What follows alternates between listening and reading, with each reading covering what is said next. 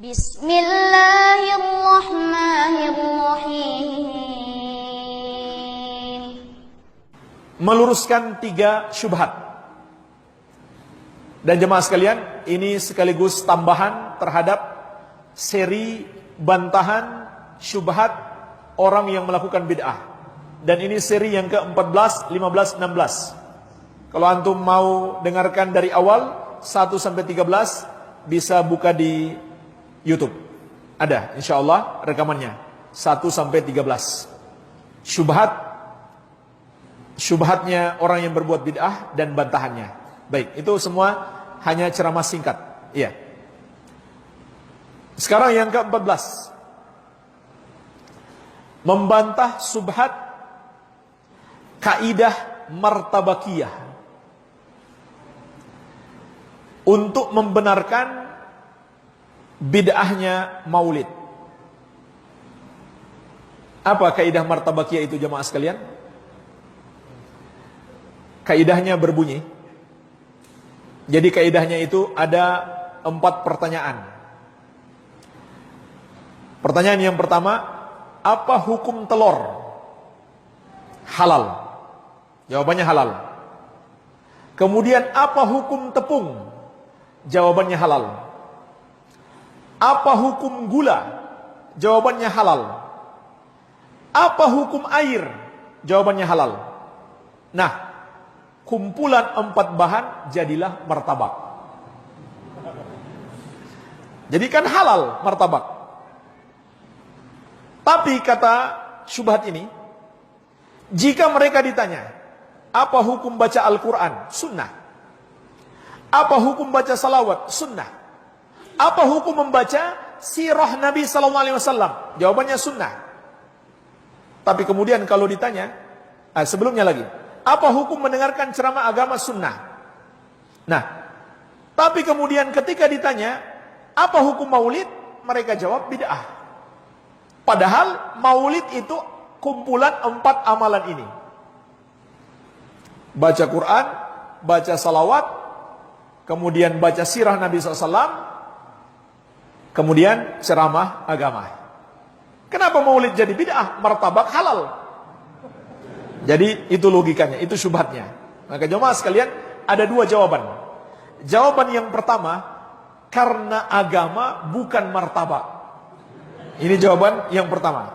Agama itu bukan adonan makanan. Agama itu bukan permainan. Agama itu tunduk kepada ketetapan Allah dan petunjuk Rasulullah SAW. Itulah agama, mengikuti Al-Quran dan Sunnah sesuai pemahaman Ahlus Sunnah wal Jamaah. Mengikuti selain itu, membuat-buat selain itu, maka itu adalah penyelisihan terhadap agama. Ini jawaban yang pertama, jawaban global. Sebagaimana Nabi SAW telah mengingatkan kita, taraktu fikum amrayni lan tadillu abadan ma tamassaktum bihima kitab Allah wa sunnata nabiyyi. Aku tinggalkan untuk kalian 2 perkara. Kalian tidak akan tersesat selama-lamanya selama berpegang teguh dengan keduanya, yaitu kitab Allah Al-Quran dan sunnah nabinya, hadis-hadis beliau sallallahu alaihi wasallam. Begitu pula sabda beliau sallallahu alaihi wasallam, wa sataftariqu ummati ala 73 firqah. Umatku akan terpecah menjadi 73 golongan. Kulluha finnari illa wahidah. Semuanya di neraka kecuali 1. Ma ana alaihi wa ashabi, yang mengikuti aku dan para sahabatku. Jadi inilah ketentuan agama. Tidak boleh ada yang lain. Mengikuti yang lain adalah kesesatan. Iya. Kemudian jawaban yang kedua jamaah sekalian, maka inilah yang kita jelaskan tadi. Bid'ah itu bisa dilihat dari 6 sisi. Bid'ah itu bisa dilihat dari 6 sisi. Dari satu sisi, kelihatannya berdasarkan dalil. Tapi dari sisi yang lain, ternyata tidak berdasarkan dalil. Apakah dari sisi sebab dia melakukan ibadah, atau jenis ibadahnya, atau bilangannya, jumlahnya, atau tata caranya, atau waktunya, atau tempatnya. Nah sekarang kita lihat orang yang merayakan Maulid Nabi Sallallahu Alaihi Wasallam tersebut. Betul, mungkin yang mereka baca Al-Quran, yang mereka baca salawat, yang mereka baca sirah Nabi Sallallahu Alaihi Wasallam, yang mereka lakukan ceramah agama. Tetapi dari sisi yang lain, mereka telah mengada-ada dalam agama. Dari sisi mana? Penentuan waktu. Dilihat dari sisi waktu. Siapa yang berhak menentukan waktu khusus untuk berkumpul membaca Al-Quran, atau bersalawat, atau membaca sirah? Nggak ada yang boleh menentukan waktu tersebut kecuali syariat. Kalau waktu itu kita khususkan dan kita anggap sebagai waktu yang mulia. Ini di satu sisi. Di sisi yang lain, cara. Bukankah mereka juga membaca salawat berjamaah, membaca zikir berjamaah dalam perayaan Maulid tersebut? Maka mereka melakukan cara yang tidak dicontohkan Nabi Sallallahu Alaihi Wasallam. Di satu sisi membaca salawat ada dalilnya, tapi di sisi lain tidak ada dalilnya, yaitu cara bersalawat. Mereka buat-buat cara tersendiri, diantaranya dengan cara berjamaah. Tambah lagi kalau ternyata salawat yang mereka maksudkan adalah salawat yang mereka buat-buat. Tambah lagi bidahnya. Salawat yang mereka buat-buat sendiri. Dan lebih parah lagi jemaah sekalian, jika salawat yang mereka baca, yang mereka buat-buat tersendiri, yang mereka buat-buat itu mengandung kesyirikan atau melampaui batas terhadap Rasulullah sallallahu alaihi wasallam, seperti salawat nariyah. Dan ini sudah pernah kita bahas juga.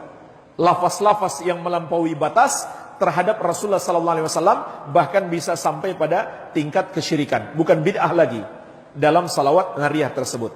Iya. Kemudian tambah lagi penyimpangannya, ternyata sirah yang mereka maksud membaca sirah Nabi sallallahu alaihi wasallam itu berasal dari kisah-kisah dalam hadis-hadis yang lemah dan palsu, atau mengandung pujian-pujian yang melampaui batas. Contohnya jemaah sekalian, ada sebuah syair yang biasa mereka baca untuk memuji Nabi SAW dalam pembacaan sirah ini, yaitu syairnya Al-Busiri dalam qasidah Burdah. Dia mengatakan, ya akramal khalqi maliman aludhu bihi siwak. Wahai makhluk yang paling mulia, tidak ada tempat aku berlindung kecuali kepadamu. Sudah syirik. Maksud memuji Nabi SAW, tapi dengan cara melampaui batas, sudah sampai tingkat menyamakan beliau dengan Allah Azza wa Jalla. Padahal yang maha mampu melindungi kita hanya Allah. Dan Nabi SAW mengajarkan kepada kita untuk minta perlindungan kepada Allah, bukan kepada beliau. Iya. Jadi bid'ahnya itu banyak sisi. Pelanggaran syariatnya banyak sisi. Termasuk jamaah sekalian mengandung tasyabbuh, penyerupaan kepada orang kafir. Orang kafir merayakan hari lahir Nabi Isa alaihissalam, yang mereka sebut dengan apa? Natal. Natal itu bahasa Arabnya maulid, bahasa Indonesianya adalah ulang tahun. Jadi ini mengandung penyerupaan kepada mereka. Padahal Nabi SAW telah mengingatkan, man tasyabbah biqaumin fahuwa minhum. Barang siapa menyerupai satu kaum, maka dia bagian dari mereka. Kemudian juga dalam syariat, waktu Id. Apa itu Id jemaah sekalian? Id itu adalah sesuatu yang selalu kita rayakan, berulang-ulang di waktu yang sama. Maka dalam Islam itu sudah ditetapkan, tidak boleh kita tambahi. Tidak boleh kita tambahi. Buktinya jemaah sekalian, dalam hadis yang diriwayatkan Imam Abu Daud dari Anas bin Malik radhiyallahu anhu, beliau menceritakan tentang pertama Nabi SAW datang ke kota Madinah, dan beliau melihat kaum Ansar memiliki dua hari raya yang mereka sebut An-Nairuz wal Mahrajan.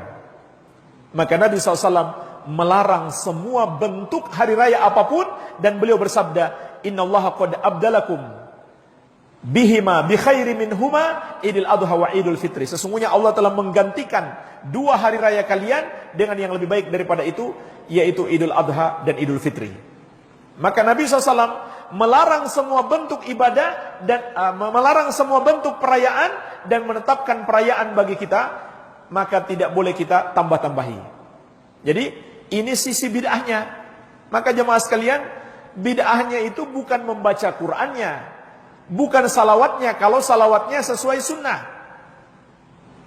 bukan membaca sirah Nabi SAW kalau yang dibaca sirah betulan, riwayat sahih, bukan pula ceramah agama kalau yang diceramahkan memang ajaran sunnah Nabi SAW, bukan menyampaikan bid'ah. Bukan itu bid'ahnya, tapi bid'ahnya pada cara mengamalkannya. Dan inilah jemaah sekalian, satu riwayat yang disebutkan oleh Imam Al-Baihaqi tentang orang yang berbuat bid'ah, menambah-nambah, lalu ditegur oleh Sa'id bin Al-Musayyib. Siapa itu Sa'id bin Al-Musayyib? Beliau adalah imam besar dari generasi tabi'in. Bahkan para ulama mengatakan beliau adalah tabi'in yang paling berilmu. Sa'id bin Al-Musayyib, sahabat masih banyak hidup, beliau sudah berfatwa. Imam besar dari generasi tabi'in. Maka Imam Al-Baihaqi meriwayatkan, annahu ra'a rajulan yusalli ba'da tulu'il fajri aktsar min rak'atain yukthiru fiha ar-ruku' was sujud fanahahu. Bahwasanya Sa'id bin Al-Musayyib melihat seseorang melakukan solat setelah subuh lebih dari 2 rakaat, lalu dia banyak ruku dan sujud, maka Sa'id bin Al-Musayyib melarang orang tersebut, jangan kamu lakukan itu, karena itu tidak dicontohkan Nabi SAW. Faqal, maka orang itu berkata kepada beliau, ya Aba Muhammad, ayyu'adzibunillahu ala salati, wahai Abu Muhammad, apakah Allah akan mengazab aku karena aku melakukan solat? Jadi dia nggak setuju dilarang-larang. Kenapa saya dilarang melakukan solat? Apakah Allah benci aku melakukan solat? Solat itu kan baik. Maka jemaah sekalian, perhatikan apa jawaban Sa'id bin Al-Musayyib rahimahullah ta'ala. Qala la, walakin yu'adzibuka ala khilafis sunnah. Kata beliau, tidak, Allah tidak akan mengazabmu karena kamu melakukan solat, tapi Allah akan mengazabmu karena kamu menyelisihi sunnah. Jadi bukan Allah mengazab kita karena kita baca Quran, bukan karena kita dihukumi bid'ah karena kita baca Quran, tapi cara kita membaca Quran. Bukan Allah mengazab kita karena kita berzikir, atau kita dihukumi bid'ah karena kita berzikir, tapi cara kita berzikir.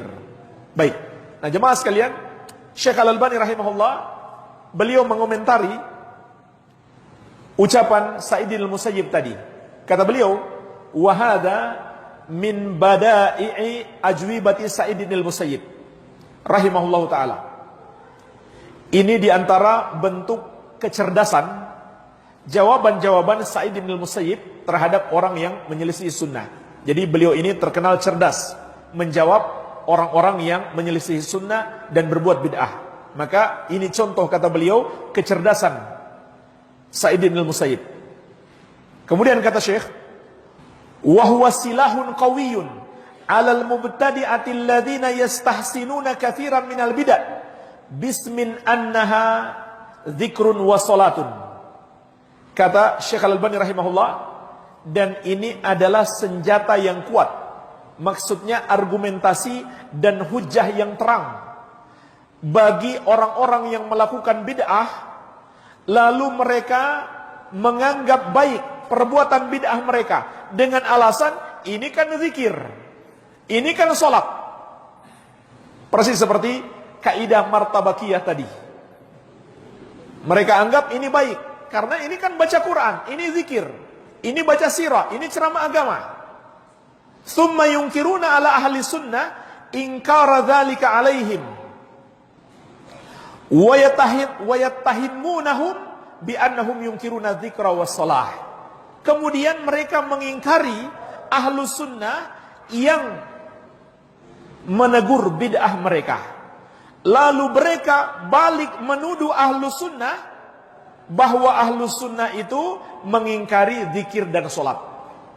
Jadi kalau kita melarang mereka berbuat bid'ah, maka mereka mengatakan kalian anti salawat, nggak suka salawat. Padahal bukan salawatnya yang dilarang caranya bersalawat. Iya. Wahum fil hakikah, sebagaimana kata Syekh, mereka pada hakikatnya yaitu ahlus sunnah innama yunkiruna khilafahum li sunnah fi dzikri wassalah wa nahwi dzalik. Hanyalah mengingkari penyelisihan mereka terhadap sunnah dalam solat dan zikir mereka atau ibadah-ibadah mereka. Bukan mengingkari ibadah mereka, tapi mengingkari cara mereka beribadah yang menyelisihi sunnah. Baik, ini jemaah sekalian jawaban terhadap syubhat ini.